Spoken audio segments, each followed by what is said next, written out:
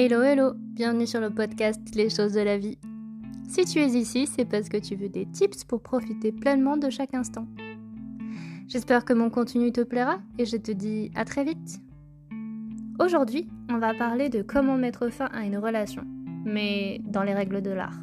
Parce que il y en a qui vont écouter ce podcast et qui vont dire que c'est l'hôpital qui se fout de la charité. Non. Effectivement, j'ai très souvent mal fait les choses, mais si je fais ce podcast aujourd'hui, c'est pour vous dire, ne faites pas comme moi. On n'est pas tous des modèles de vertu. Et j'ai évolué, j'ai grandi et je sais maintenant qu'il y a des choses que j'ai faites et que j'aurais pas dû faire. Est-ce que je regrette ? Non, parce que c'était dans l'ordre des choses, c'était parce que ça devait se passer ainsi et parce que je devais apprendre de mes propres expériences. Et maintenant, c'est des choses évidemment que je ne referai plus de la même façon. Et donc voilà, je vous parle de rupture saine.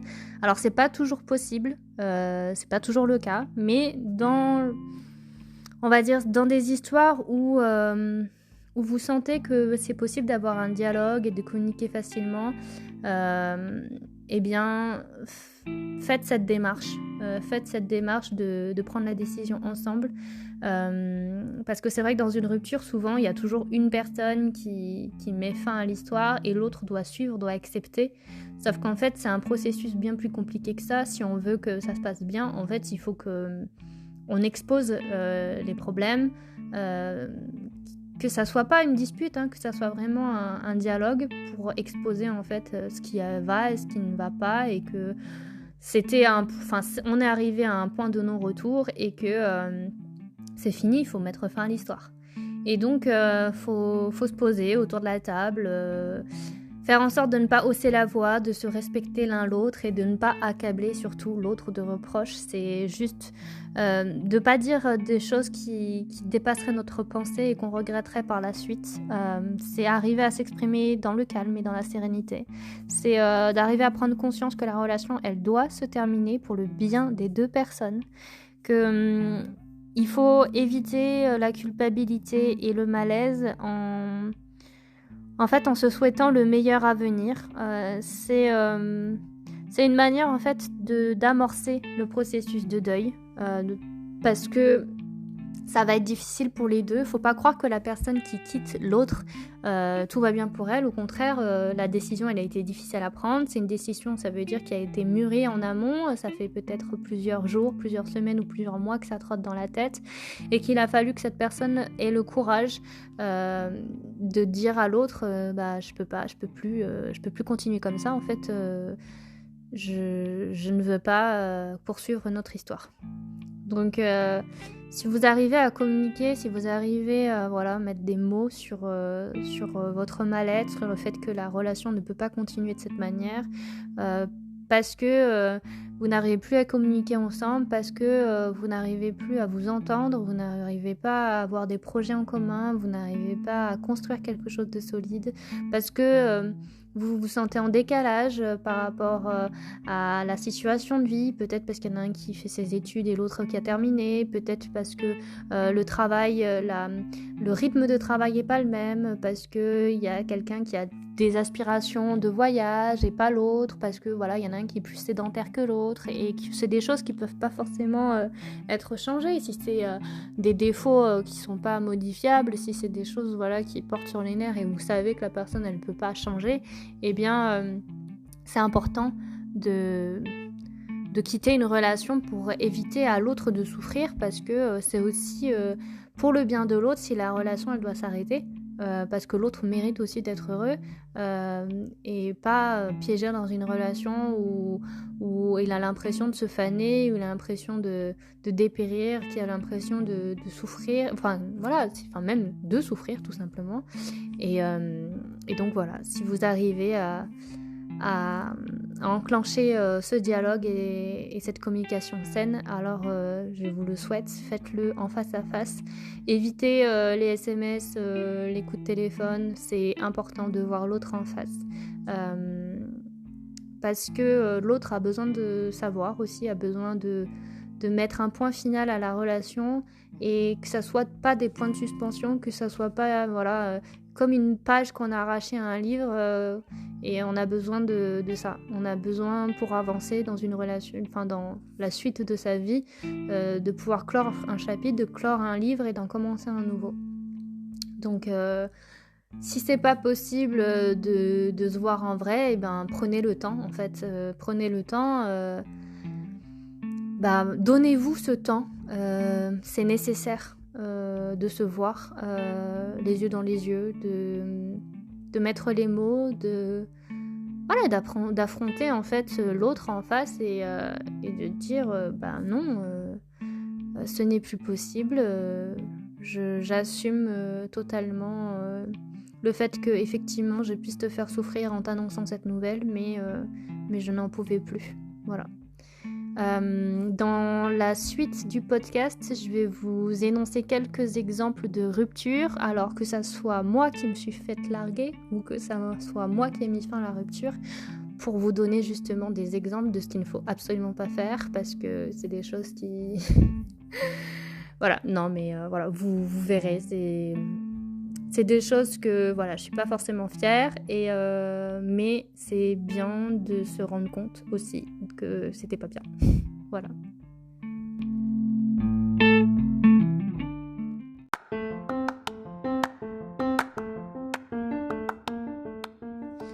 Allez, c'est parti pour les exemples. Je vais changer les prénoms parce que sinon ça va mal se passer pour moi. Parce que tout simplement, par respect pour les personnes avec qui j'étais, je vais choisir d'autres prénoms pour ces personnes. Alors on va commencer par, on va l'appeler Hugo. Et donc c'était la première personne avec qui j'ai eu une histoire. C'était mon premier amour que j'avais rencontré pendant mes études, au début de mes études. Et donc au bout de quelques mois à peine, en fait, j'ai reçu en fait un SMS en fait pour me dire que c'était fini. Un SMS dans lequel c'était précisé je suis dans le sud de la France, j'ai passé du temps avec des amis et ils m'ont dit que c'était pas très sage, qu'on soit ensemble, qu'on a une différence d'âge. Moi j'avais 18 et lui il avait 23 ans, sauf qu'en fait j'ai appris qu'il avait pas 23 mais qu'il avait 33 ans. Donc déjà on était parti sur un mensonge au niveau de l'âge et que je précise qu'en fait on s'était vu le 19 décembre avant que je parte en week-end à Paris pour accompagner une amie voir son chéri, et que quand on est revenu, donc on était 2 jours avant Noël, je me suis fait larguer du coup, mais du coup on s'était par SMS et je lui ai dit appelle-moi au moins. Donc j'ai essayé de l'appeler et au téléphone il m'a dit la même chose en me disant je t'aime, j'ai des sentiments pour toi mais on peut pas continuer ainsi, blablabla. Et donc il était sur l'autoroute soi-disant et il m'a dit écoute, quand je vais arriver il faut que j'achète un cadeau pour ma nièce, donc si tu veux on peut se donner rendez-vous à la Fnac. Et je lui ai dit d'accord.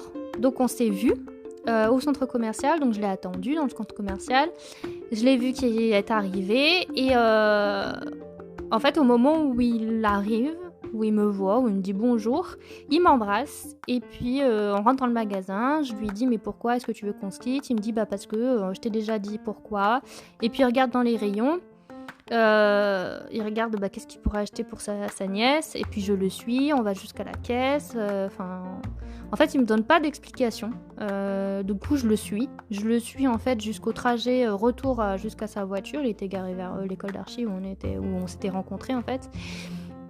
Et donc là il me dit vraiment je suis désolée, c'est fini. Et pour me dire au revoir, il m'embrasse. Et je dis mais je comprends pas, t'as le culot en fait de me quitter, mais en fait tu m'embrasses quand même, t'es quel genre de personne en fait?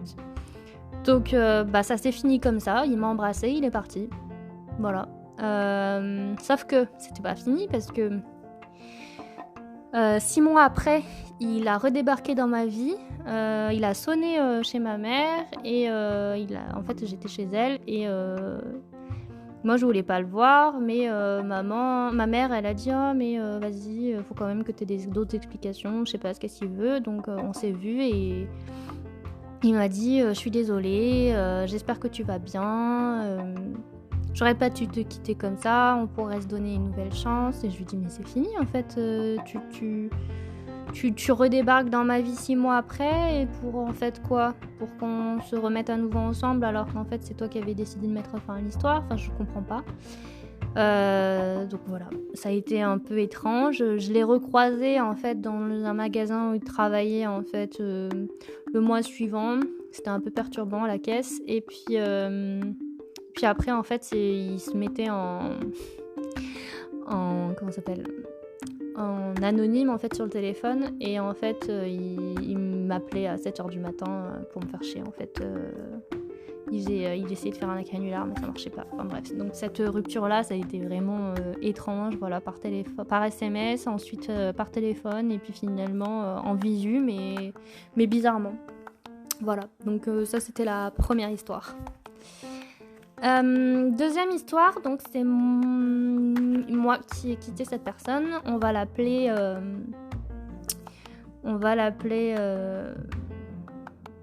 Benoît. Alors, c'est une personne avec qui je suis restée quasiment 2 ans. En fait, on a eu plusieurs ruptures. En fait, on a eu au total plus d'une dizaine de ruptures. Ça a été souvent, en fait, de manière sur un coup de tête, après des disputes. Par message, mais après on se voyait pour se donner des explications, mais à chaque fois qu'on se voyait, finalement ça repartait parce que on avait des sentiments tellement forts, et puis on était attirés l'un vers l'autre en fait à chaque fois, donc on se remettait à chaque fois ensemble, et en fait au bout d'un moment c'était la fois de trop, donc la rupture, j'avais décidé au final de la faire à distance, parce que sinon à chaque fois qu'on se voyait pour se donner des explications, on se remettait ensemble, donc c'était pas possible. J'avais besoin d'avancer, et puis lui aussi, donc on avait fait en sorte que nos parents se rencontrent, et puis en fait 2 jours après, en fait il était passé chez moi parce qu'il était en stage, et il était passé chez moi pour qu'on se voit, et puis en fait il est arrivé, on s'est engueulé, il est reparti, et puis du coup j'ai envoyé un message pour me dire que c'était fini, que j'en avais marre, que ça se passe tout le temps comme ça. Et en fait le truc c'est que ça a été se bloquer sur les réseaux, de plus parler et tout. Et en fait au bout de quelques mois, ou je sais plus si c'est cette fois-là, mais on avait repris contact, je sais plus si c'était 6 mois ou 1 an après. On avait commencé à se reparler en tant qu'amis. Il m'avait aidé en fait à avoir mon stage. Et puis en fait, on s'est remis ensemble. Mais à chaque fois ça durait pas longtemps, parce qu'à chaque fois c'était les mêmes reproches que je lui faisais. Et après, à chaque fois on se quittait. Il y a eu une période de 2-3 ans où on s'est pas du tout parlé, et puis on s'est remis à se parler, on a voulu réessayer, on s'est requitté. On s'est remis ensemble, on s'est requitté. Enfin bref, c'était un yo-yo pas possible. J'avais fait un podcast là-dessus sur l'histoire en pointillé, et j'avais finalement, suite à un week-end en vacances qu'on avait passé ensemble sur le bateau de ses parents, j'avais finalement décidé que ça s'arrête là, parce que il ne pouvait pas surmonter un traumatisme et un truc tout bête. Il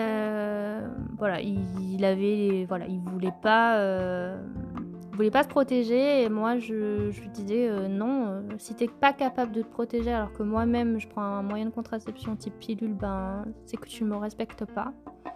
Et parce que moi j'étais dans mes périodes encore d'études et que je voulais pas avoir de gosse, et donc je lui avais demandé au moins une fois de se protéger pour voir s'il était capable de le faire, et lui c'était un blocage total. Donc en fait c'est pour ça qu'on s'est quitté. On s'est quitté pour une bêtise, on s'est quitté pour pas grand chose, pour un bout de plastique en fait. Donc voilà.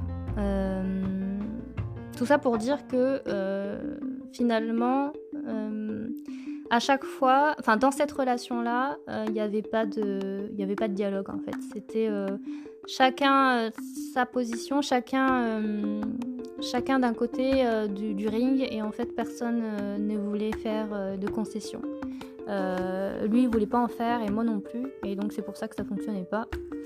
à chaque fois. Et puis le truc, c'est que il avait beau avoir changé, progressé dans sa vie à chaque fois, moi j'avais aussi évolué de mon côté, donc finalement on n'était jamais sur la même longueur d'onde. Jamais. En fait, il avait progressé, il était beaucoup plus sociable, il s'était vraiment amélioré en fait, humainement parlant et socialement parlant, sauf qu'en fait, moi de mon côté, j'avais aussi évolué, et donc à chaque fois qu'on se retrouvait, à chaque fois on avait toujours un décalage de manière de penser, de manière de voir les choses, de manière de voir la vie, et en fait, c'est dommage parce que j'apprécie énormément les moments qu'on passait ensemble, et j'aurais voulu qu'on puisse rester amis, parce qu'on avait une complicité qui était très belle en fait, et le problème c'est qu'il m'a avoué qu'il pouvait pas en fait faire en sorte qu'on reste amis, parce que lui avait toujours des sentiments et qu'il n'arrivait pas à passer à autre chose, et qu'il n'arrive toujours pas à passer à autre chose, donc ça s'est arrêté comme ça. Troisième histoire, c'est moi qui me suis fait larguer par SMS. J'étais au bord de la mer, j'étais à la plage, et du coup il m'a annoncé ça par SMS en me disant bah c'est fini. Ça faisait plusieurs mois qu'on était ensemble, et du coup je me suis mise à pleurer, j'ai appelé une amie. C'était hyper violent en fait, comme ça par téléphone, surtout qu'en fait pour apprendre que c'était un coming out en fait. En fait, il m'a quitté pour un mec. Enfin, il n'y avait pas de mec en soi en face, mais il me quittait parce qu'il préfère les mecs. Et du coup, sur le moment, c'était hyper violent. Après, on en a rediscuté, on a posé les choses à plat, on a eu le temps de discuter, et donc voilà, je lui ai pardonné. Et donc c'est là où le dialogue était important. Mais sur le moment, c'était hyper violent. Il aurait pu au moins m'appeler par téléphone au lieu de m'envoyer un SMS en fait. Donc c'était un peu limite, mais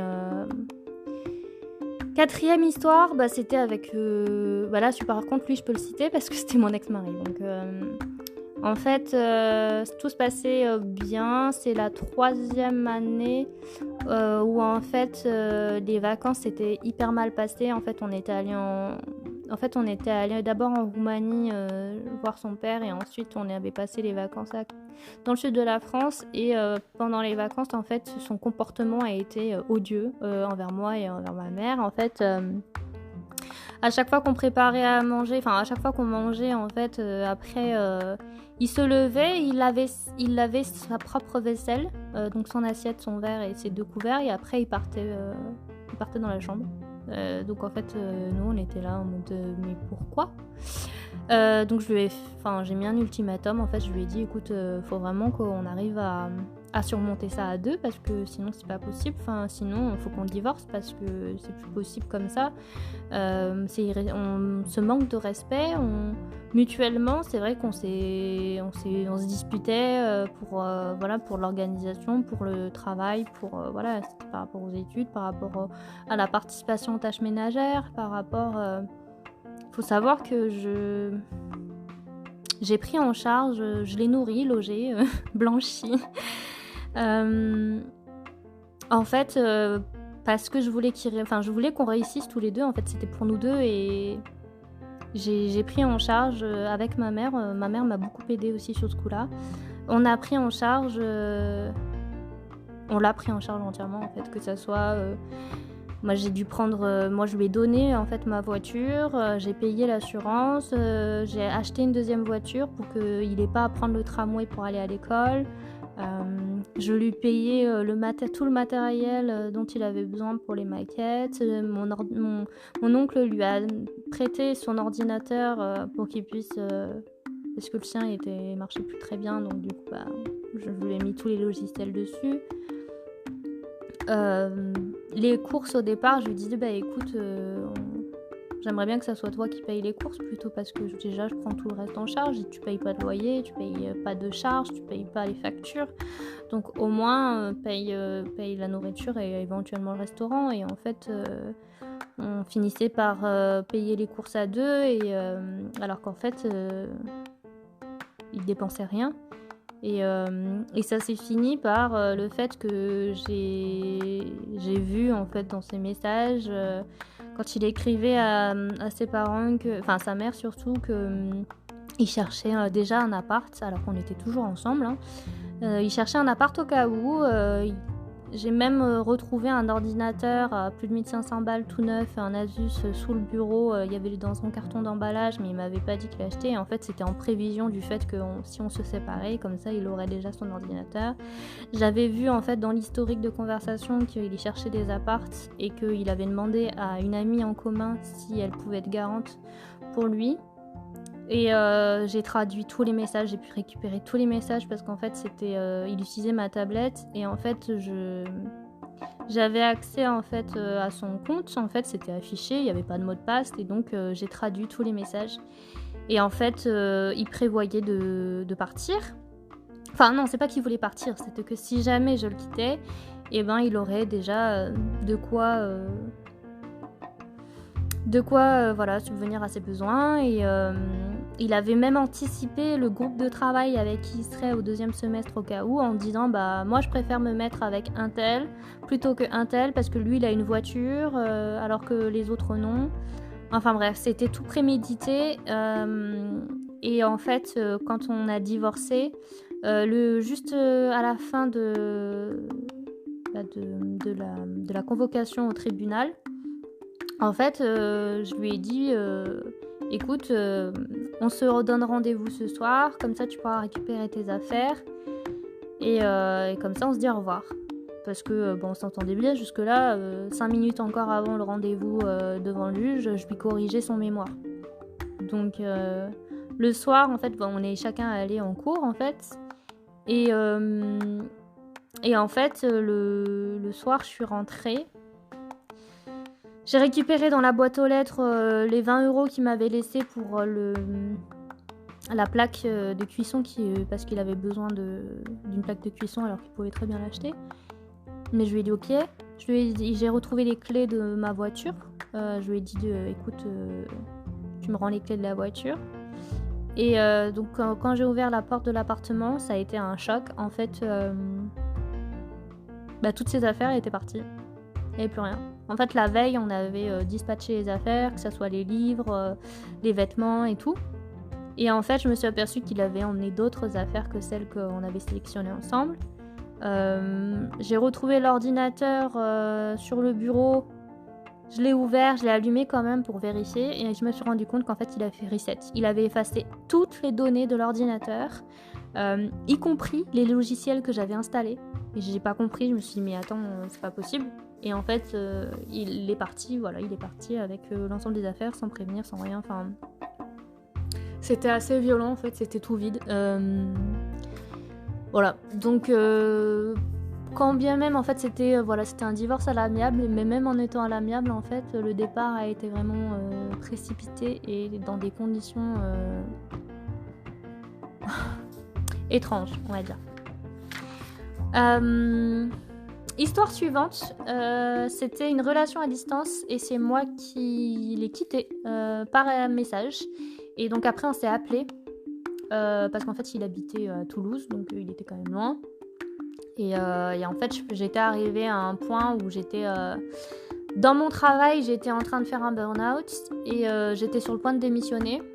Et lui et dans le même temps en fait je devais m'occuper de ses demandes d'emploi, de sa recherche d'emploi. Donc je l'ai aidé à faire son CV, à faire ses lettres de motivation d'entretien. Et ce que j'avais pas supporté, c'était qu'en fait, auprès de mes amis de l'association de sport, en fait, j'avais demandé à un ami s'il pouvait s'entraîner avec eux. Et en fait, il s'était comporté de manière odieuse avec eux.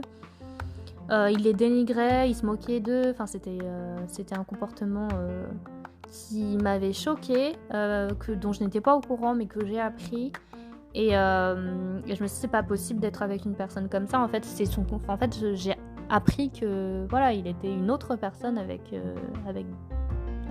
d'autres gens en fait. Et donc c'est ce comportement là en fait que j'avais pas supporté et je lui ai dit en fait clairement qu'on se fout pas de la gueule des gens et qu'on se comporte pas de cette manière là avec les gens.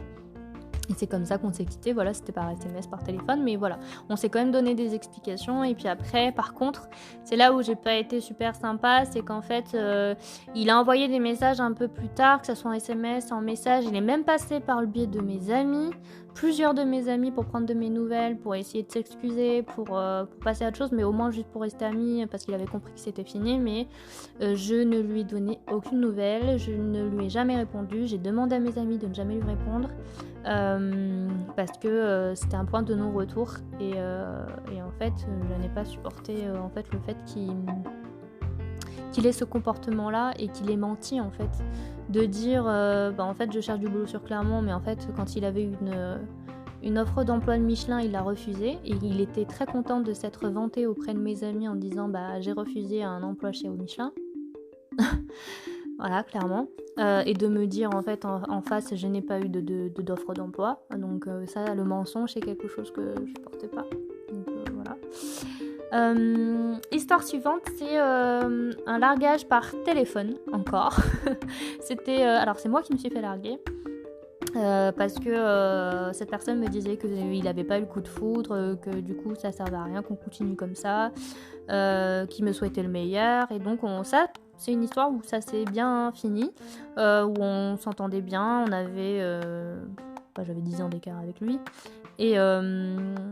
et du coup, il me disait, mais t'inquiète pas, si t'as besoin d'aide, n'hésite pas. Et moi, j'avais eu mon fameux dégazé des eaux dans mon appartement que je louais. Et donc, je savais pas qui appeler. J'avais appelé donc un ami de ma mère qui pouvait me prêter un fourgon Kangoo pour pouvoir m'aider à déménager un peu. Et je l'ai appelé lui, en fait, parce qu'en fait, c'est pour lui dire qu'en gros... j'avais eu un dégât des eaux et que c'était un peu compliqué, et il m'a proposé en fait de m'aider à déménager le lendemain. Donc lui aussi il est venu avec son fourgon, il l'a entièrement vidé parce qu'il était maçon. Enfin il est maçon et du coup il avait tout son matériel dans son fourgon, et donc il a tout vidé à 3-4 heures du mat juste avant de venir. Du coup ça a été hyper sympa de sa part, donc on s'est vus, on a bien rigolé, et en fait c'était hyper sympa de sa part d'être venu en fait m'aider en tout bien tout honneur et sans aucun sans rien demander d'autre en fait, c'était juste par pure solidarité. Donc ça finalement ça s'était bien passé.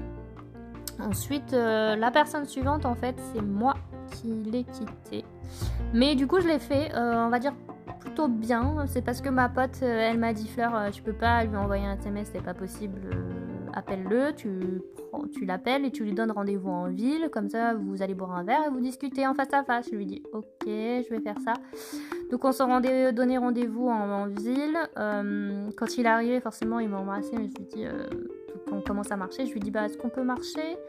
Et en fait c'est là où j'ai commencé à lui dire voilà que ça se passe pas bien, enfin que moi je supporte pas les personnes qui ont des addictions. Lui il avait tendance à fumer beaucoup, à boire beaucoup, et parfois quelques joints ou quelques substances illicites, et moi je supporte pas ça parce que je me dis la personne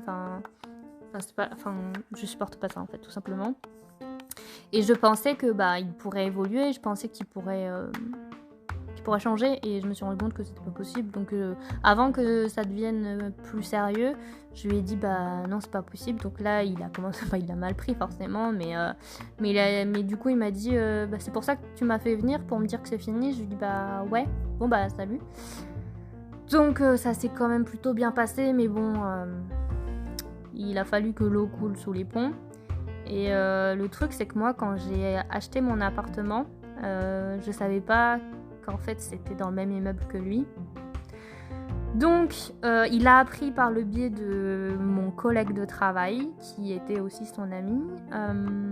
Il a découvert que du coup que j'étais propriétaire de l'appartement en diagonale au 2e étage. Lui il habite au 1er étage et moi j'allais être au 2e étage en diagonale. Et donc mais ça je le savais pas, parce que quand j'ai pris l'appartement en fait j'avais pas l'adresse, et c'est qu'après que je me suis rendu compte que c'était le même immeuble. Donc peut-être que c'était un petit peu bizarre du coup, parce que je passais tous les jours devant sa porte.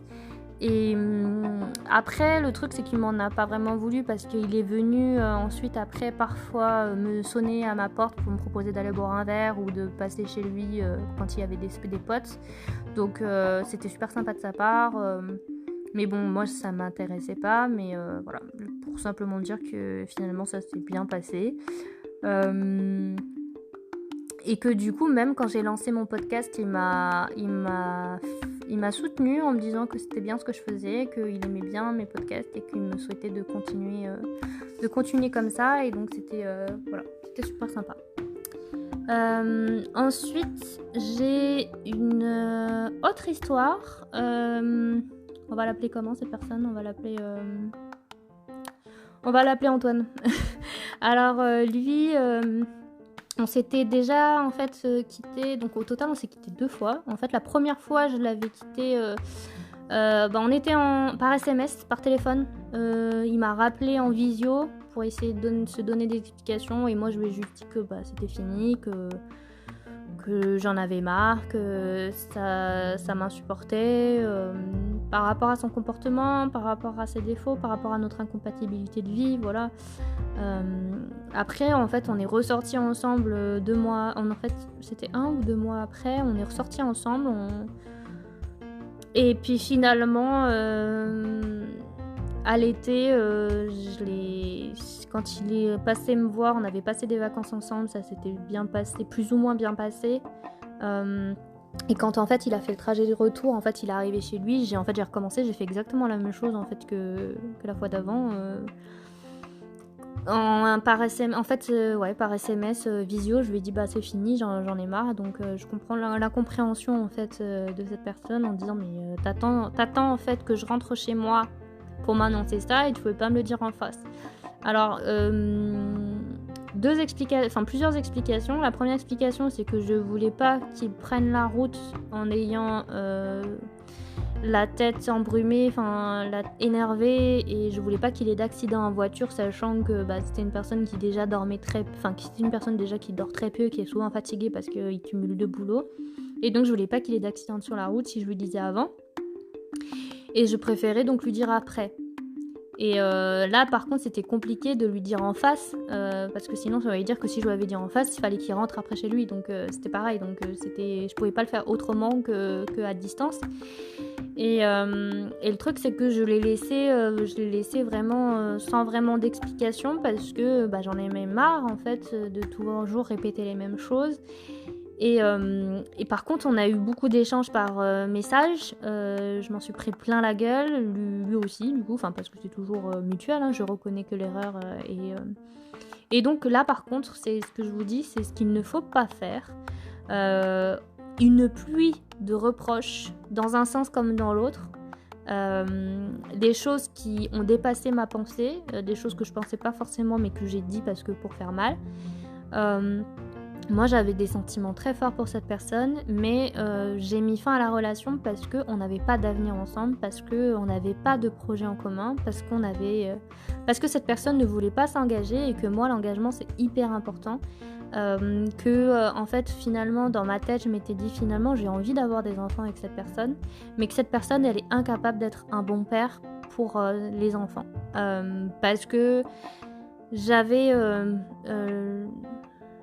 j'étais observatrice de sa vie, du fait que ses 2 premiers enfants, il était complètement éloigné d'eux, qu'il n'avait pas réussi à avoir une complicité telle que moi je veux pour mes enfants, si j'en ai un jour.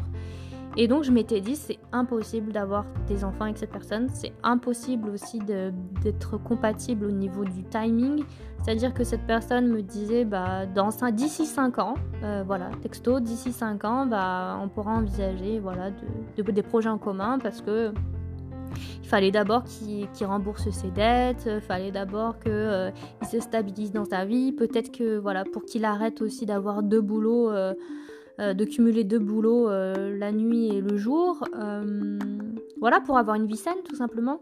Et moi je me suis dit je peux pas attendre 5 ans en fait. Je me suis dit c'est pas possible,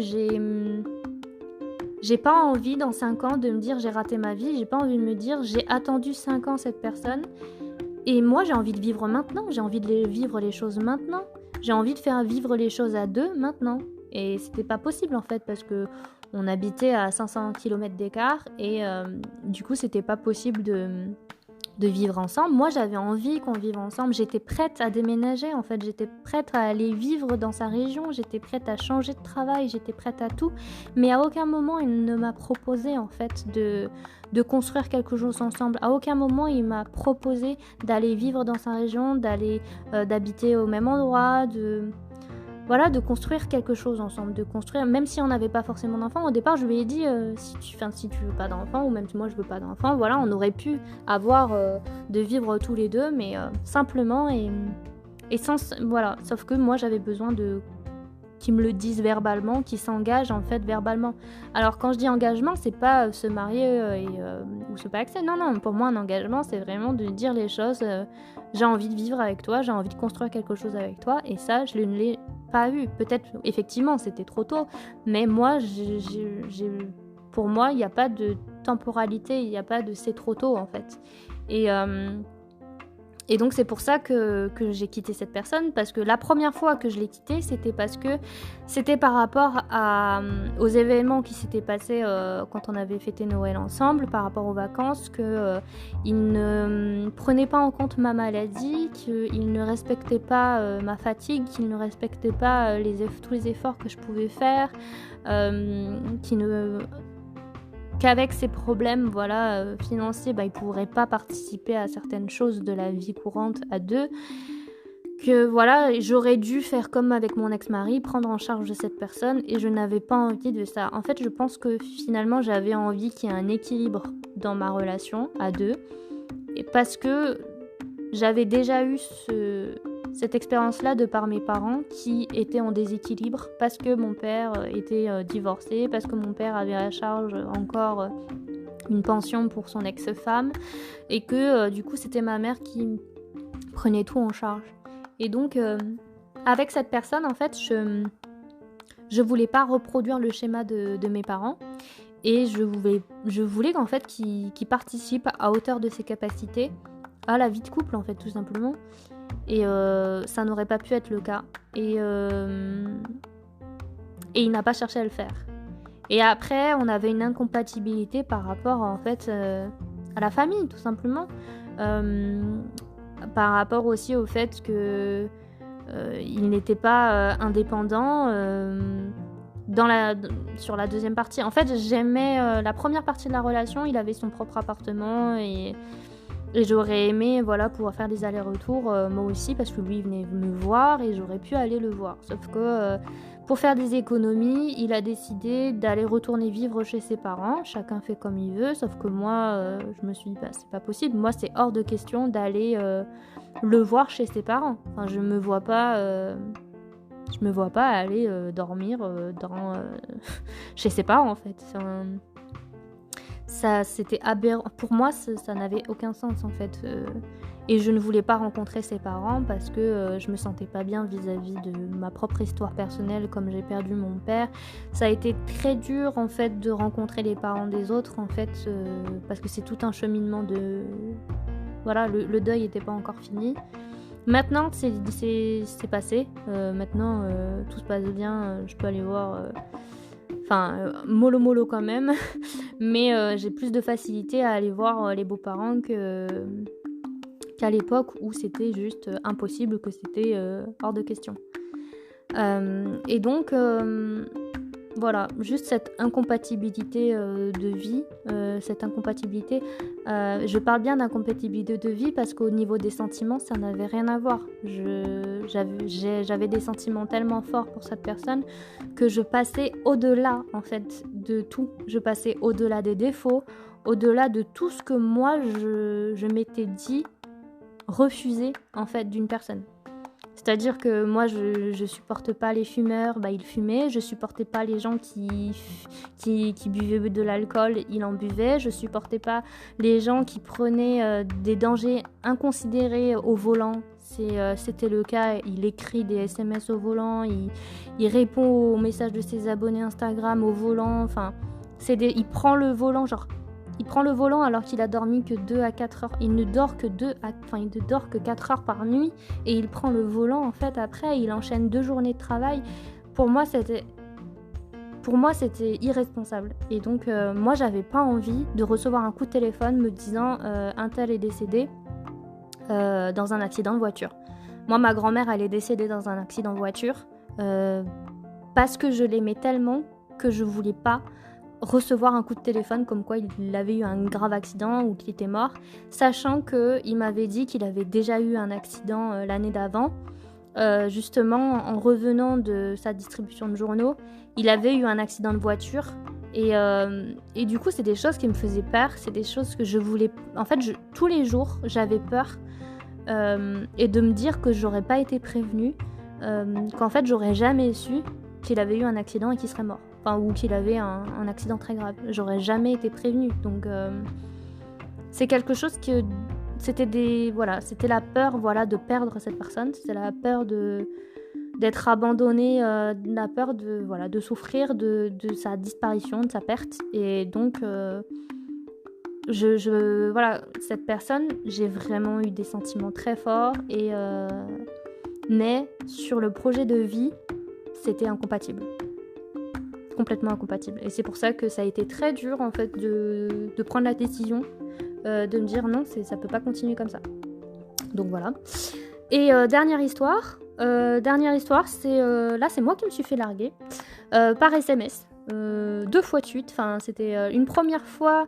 En fait, il m'avait largué par SMS en me disant ça peut pas continuer. En fait, j'ai peur de pas tomber amoureux. Ça fait plusieurs mois qu'on était ensemble, mais qui me disait je suis toujours pas amoureux. T'es attachante, mais voilà, je sais pas. Je sais pas si ça peut être plus sérieux ou quoi. Et donc, on s'était quand même vu. Du coup, cette première fois, il m'a quitté. On s'est vu le soir même. Pour essayer d'avoir des explications. Et quand je suis allée le voir, en fait, il m'a dit voilà, c'est fini. Je suis pas amoureux, m'en veux pas. Mais après, si tu veux rester dormir, tu peux. Enfin, tu peux rester manger si tu veux. Et je lui dis mais je vais pas manger, t'es en train de préparer un truc, tu sais très bien que je suis végétarienne, t'es en train de préparer un plat où tu mets que de la viande dedans là, donc c'est pas possible. Donc du coup je suis partie sans vraiment avoir eu des explications très claires, mais qui me souhaitait quand même le meilleur en me disant merci de m'avoir fait montrer en fait que les gens qui pouvaient avoir de nouvelles relations parce que ça faisait 8 ans qu'il était avec son ex et que ça faisait 1 an en fait qu'il avait eu personne et que j'étais la première personne avec qui il avait tenté d'avoir une histoire et que finalement il n'arrivait pas à passer à autre chose et qu'il préférait être tout seul. Il y a 1 semaine qui s'est écoulée et puis en fait j'étais allée me balader autour du lac d'Eda et du coup il m'avait dit mais pourquoi tu m'as pas dit que t'étais vers chez moi? Et je lui dis parce qu'on n'est plus ensemble. Et du coup il me dit là je suis en train de préparer un pot-au-feu. Et du coup je lui dis c'est très bien, qu'est-ce que je te dise? Il me dit tu veux goûter? Je lui dis oui si tu veux. Il me dit t'as qu'à passer me voir, en tout bien tout honneur bien sûr. Et donc je suis passée le voir le soir même et pour goûter son plat et discuter un peu. Je lui avais ramené même un petit dessin de ses chiens. Et là, il me dit y a ma mère qui est passée. Et en fait, je pense qu'on peut essayer continuer ensemble. Et donc, on s'est remis ensemble.